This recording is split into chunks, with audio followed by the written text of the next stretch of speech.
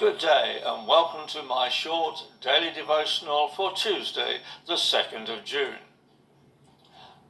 We continue with the introduction to Hebrews, and our reading comes from John chapter 1 and verses 1 to 5.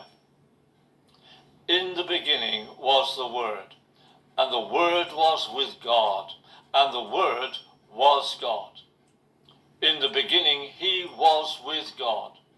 Through him all things came into being, and without him not even one thing that has been created came into being. In him was life, and the life was the light of men.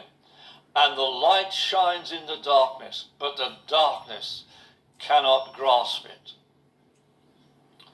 Over the last 2 days, we've looked at the Jewish setting to the book of Hebrews. Now we turn to see that there is a Greek setting. A number of years ago, I was interviewing somebody. He looked out of my office window and saw a large building opposite. And on the side of this building was a sign which said, Model Bakery.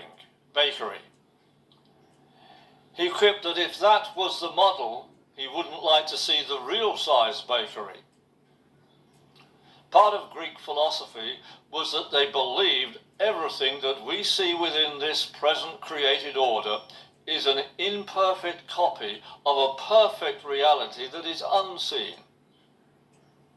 William Barclay quotes Plato, who was a Greek philosopher who lived around BC 427 to BC 438. And he writes, "The creator of the world has designed and carried out his work according to an unchangeable and eternal pattern of which the world is but a copy." The basic Greek thought is that in the unseen world there is the true and real pattern from which God has created and designed all things. In John's Gospel, chapter 1, we see that he describes Jesus as the Word through whom all things are created and come into being. My mother was a seamstress with considerable experience.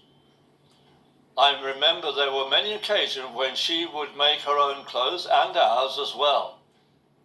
She would lay some material out on the table, and on top of this she would pin a pattern.